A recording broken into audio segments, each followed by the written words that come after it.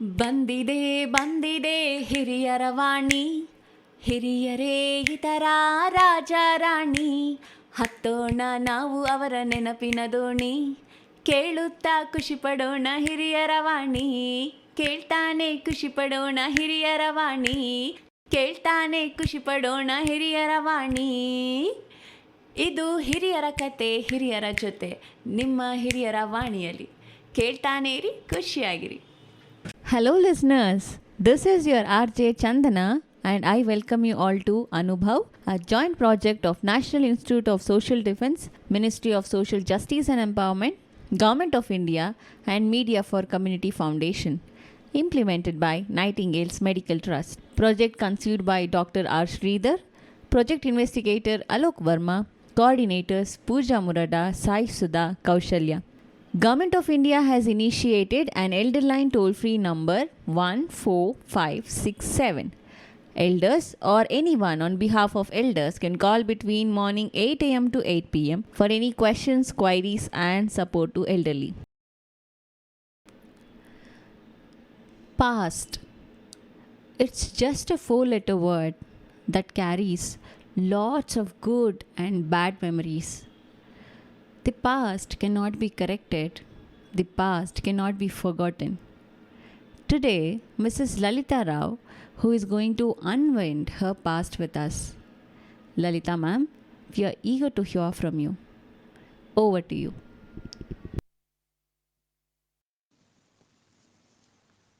When you are young and some incidents that take place in your life leave a deep impression on the mind, which when you recall later in life comes back to you vividly. Mind is very tricky, conjuring things which magnify and frighten you, especially during the tender ages, and such strange occurrences lead to the imagination to run wild, making you to jump up with fear. Things and scenes witnessed in poor lighting look bizarre all the more if it is accompanied by some sound which is unexpected. Well, I have had some occurrences and incidents in my life, especially some during my very young age, which I would like to share with you. I must have been only 4 or 5 years old. We were living in an apartment in Calcutta. Someone got me and my sister, who was 3 years older than me, a wooden toy. It had a sort of drum on top and 2 wheels, 2 sticks on top of the drum, and when you pulled it, the beating of the drum made noise. Taka, taka, taka, taka, taka, taka, taka, taka. We wanted to take it down and play in the compound to show off. I was pulling the string and it moved with a sound. Outside the gate was a big oxen. It heard the noise, got frightened, and with red eyes and long horns ran towards me. And I was pinned between the oxen and the wall, and I was screaming with fright. The watchman saw the scene, came and drove the oxen and took me into my house. It has haunted me so much. Even to this day, I am scared of cows, oxen, and bulls. I keep off from them. I was around 6 or 7 when we moved to Mangalore. My father was working in a British company which rented a house on a hill.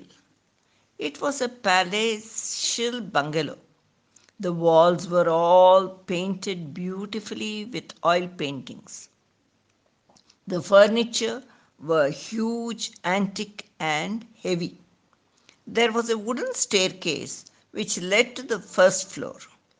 There was false ceiling of canvas, and there were floral motifs being painted throughout it.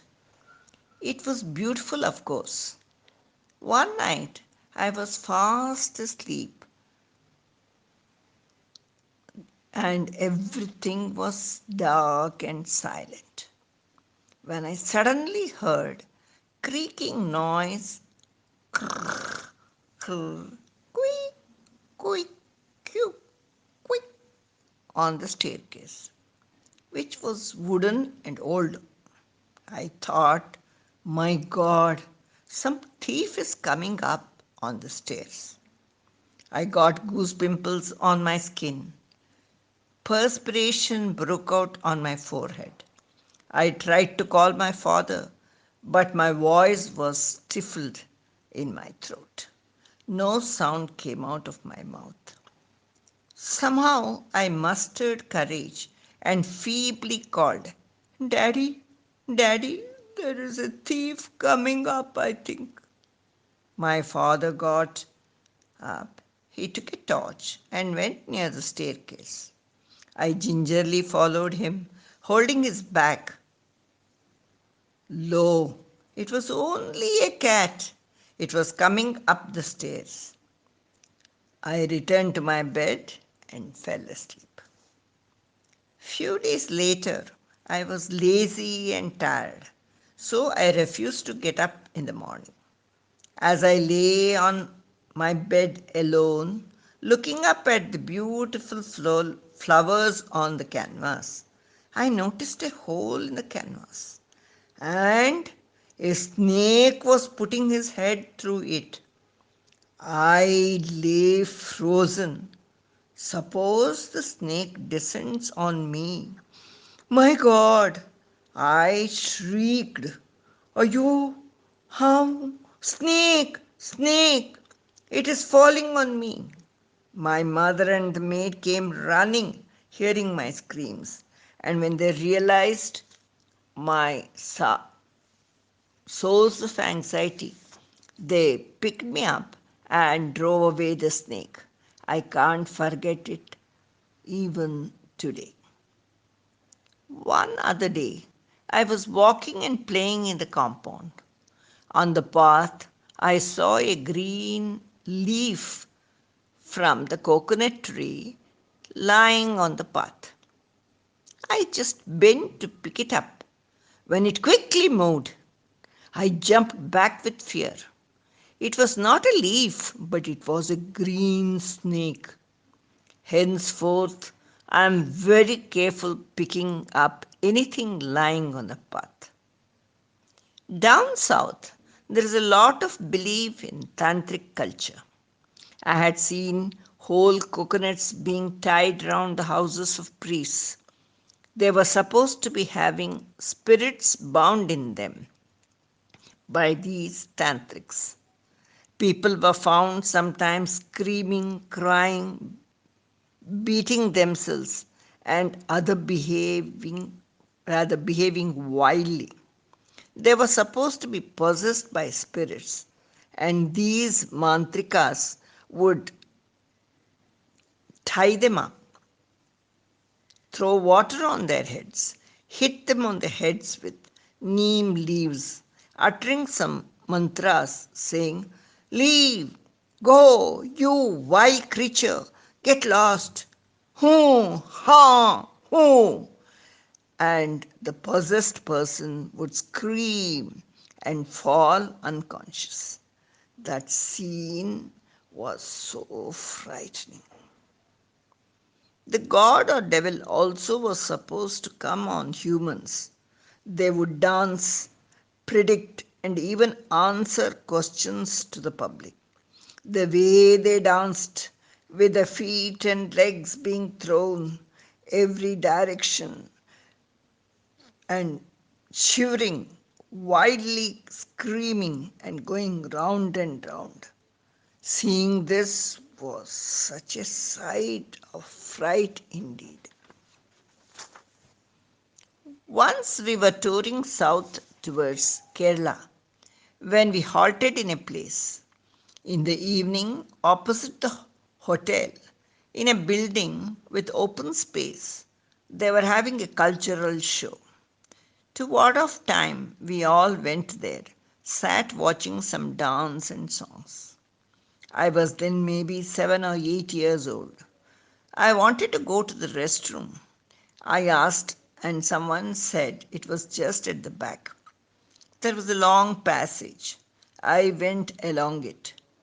Suddenly, unexpectedly, a demon like figure, dark, huge, with big red eyes and a green purple beard, with a big headdress, materialized from nowhere. I had such a shock that a scream just caught in my throat. I ran back without even using the washroom. I insisted that we return to our hotel room, and later I came to know he was a participant of a Kathakali group dressed up as a demon who had come backstage. The dim lights, my age, made me imagine, and I was so frightened. One day, when one fellow came to our door and we opened it, he said, "There is some Nagadosha here in this house. If you don't do puja, you will have lot of mishaps and sufferings. I can show you and prove it to you." My father called him and said, "Let us see what you have. Show or prove it." The man chose a corner of the hall where light was dim. He took out a vessel from his bag, filled it with water, and tied its mouth with a vermilion dipped cloth. Then he took out a small idol of snake, placing it in front of the vessel, chanted some mantras with closed eyes and hands joined in prayer. Slowly, the snake idol started moving and jumping. He said, "See, see, Nagappa is moving. You should do special puja." My father got up with a doubt, went near the snake idol, and lifted it. A thin hair like wire was attached to it, and this man was manipulating it. He was caught and handed to the police. There are such people who dupe you with the name of blind faith and rob you too. When I got married, we went to the north, and from there, after a few years, we moved to south and were in KGF, or what you call Kolar goldfields. There were gold mines, and British built big bungalows, and Bharat gold mines employees were living there after the British left. BEML or BEML started the factory, and they had to build quarters for their employees. My husband took up the contract to build these quarters. We were looking for a house for rent. There was a big, lonely house with a big compound with many trees, including a banyan tree. The local narrow gauge railway track ran just behind the house. It was vacant for a long time, and we got only half of it for rent. The other half was unoccupied, except for a watchman who was a drunkard and his dog. The neighbor's house was quite far. Sometimes my husband would go to Bangalore and be away for some time. At night, the banyan tree would sway and make a noise, which was frightening. The drunkard fellow would be shouting, saying some cursing words in Tamil, "Vuttudre, kottudre," and all that. His dog would howl, "Ooh, ooh." in a shrill voice. The train would pass thundering at night with two small children. It was quite eerie. I had to muster all my courage and I lived there.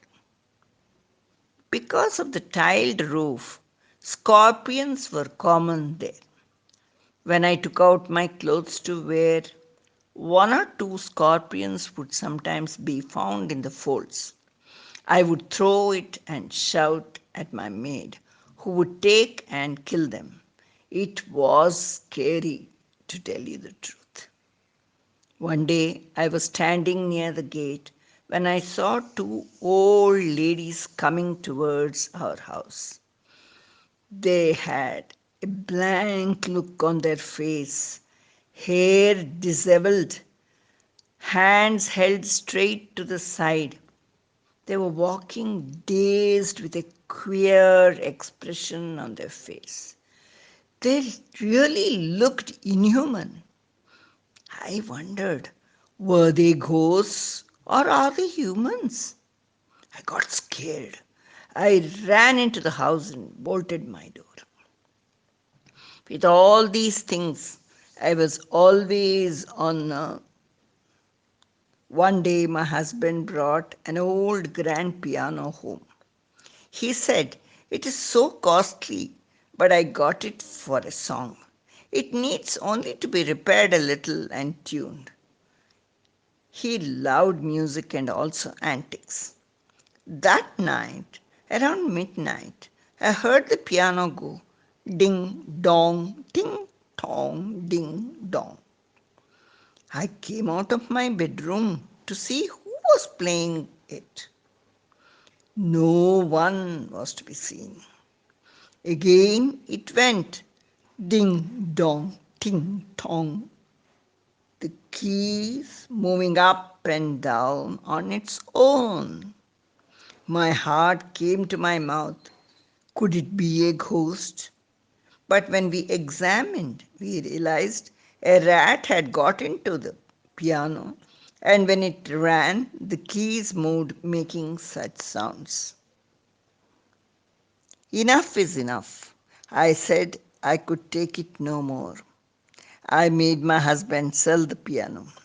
Even now, he feels sorry we did not keep it. After all, these la- after all these later we got a house in the town and moved there. I sighed a great relief. Now about a recent experience.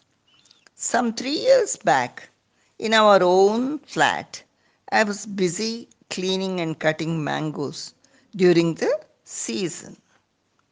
I felt someone come behind me and put out their hand. I was busy and assumed it was my grandson. One, two, three. I kept passing. Then I said, "It is not good to eat so much. Drink some milk." And I turned round suddenly, only to see a huge monkey with outstretched hand and a broad grin on its face. Suddenly, without expecting it to come, face to face, I felt so frightened that I threw everything and ran out with a shriek and never came back till I was assured that it had left the place. Let me now stop unwinding my past life. Hope I have not bored you. It is now your chance. Friends, why don't you share your unusual moments of your life? We will be eagerly waiting to hear it. Bye for now. Thank you. Thank you so much, Lalita ma'am, for sharing that unusual moment with us, and also for inviting your friends to share some of their experience too. Listeners, I hope you all enjoyed this program today. Stay tuned to Hiriya Ravani for more such programs. Government of India has initiated an elder line toll-free number 14567. Elders or anyone on behalf of elders can call between morning 8 a.m. to 8 p.m. for any questions, queries and support to elderly. Bye for now. Take care.